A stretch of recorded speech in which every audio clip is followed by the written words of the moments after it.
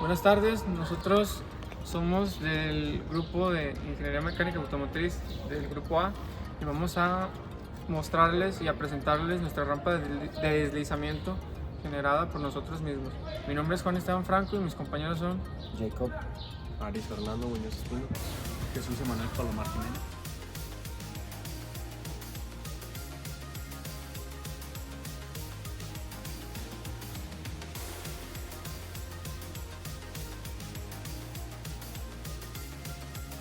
Bueno, vamos a comenzar primero con las dimensiones o restricciones de medidas o cómo tendría que estar diseñada nuestra caja o rampa de deslizamiento impartidas por el Departamento de Ciencias Básicas. Bueno, la primera restricción que nos pusieron el departamento vendría siendo que deberá caber en un espacio máximo de 40 por 30, o sea, hace 40 de largo, 30 de ancho y 25 de alto. Bueno, primero vamos a ver cuánto tiene de largo. A ver, es que es desde acá. Mira, ¿sí viste? Mira, desde aquí se puede notar que hasta sobra, o sea, está en 40. Para que puedes enfocar. 40, o sea, muy apenas, pero sí lo logra.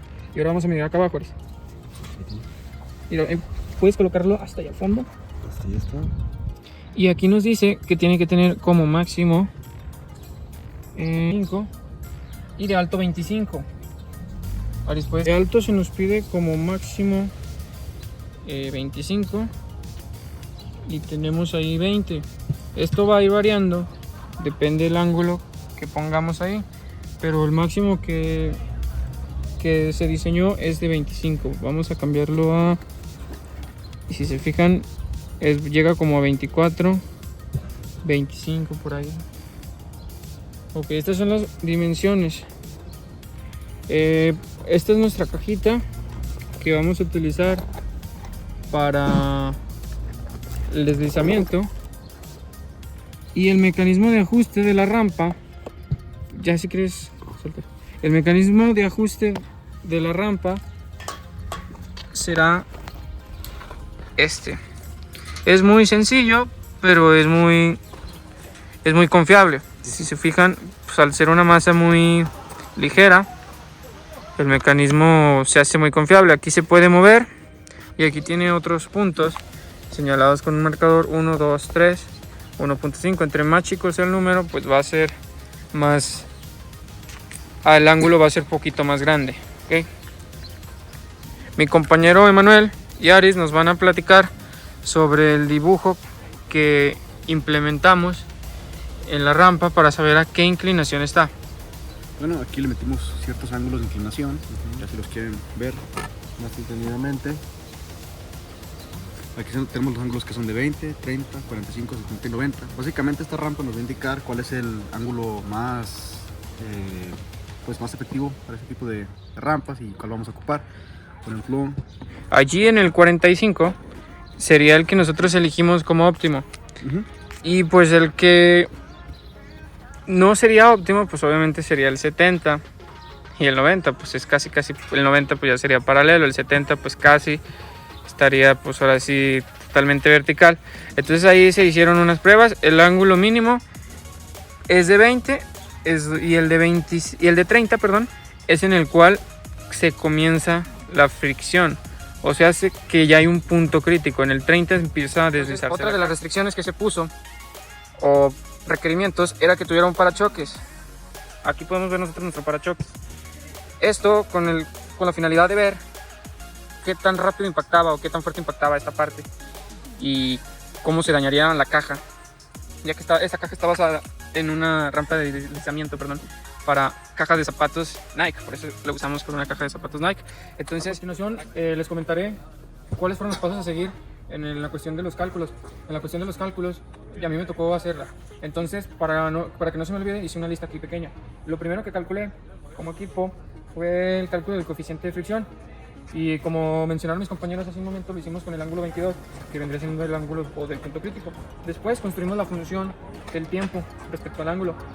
Sustituí las constantes del proyecto, de la fórmula base que dejaron en el material, y después, como por ejemplo era la longitud, la gravedad y pues mi coeficiente, que ya lo habíamos determinado que no les mencioné, pero es de 0.404. Estaremos poniendo en el video las imágenes de cómo fue el cálculo de una forma con un editor de ecuaciones.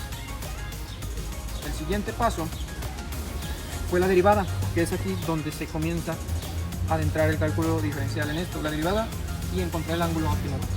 Lo que se hizo es que tomé la constante del denominador, derivé respecto al ángulo e igualé a 0. ¿Para qué igualar a 0? Para encontrar el ángulo óptimo. O sea, hice la derivada del ángulo y después igualé a 0. Esto después lo derivamos entre coseno, aplicamos álgebra básica para que se hiciera una tangente ahí y poder sacarle función inversa para lograr sacar el ángulo óptimo.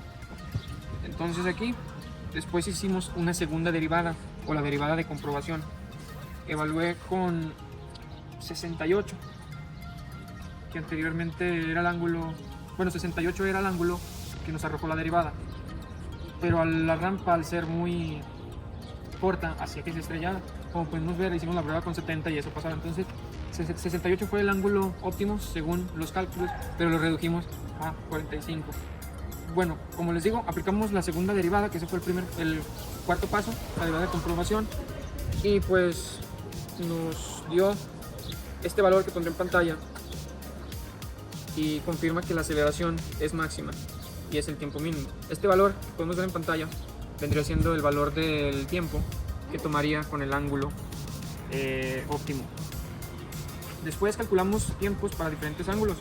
Calculamos tiempos, bueno, el primero de 22, que fue con el coeficiente de fricción. Calculamos tiempos de 25, o sea, con el ángulo de 25. Calculamos con 40, con 45 y, como habíamos mencionado, con 68. Vamos a hacer la prueba.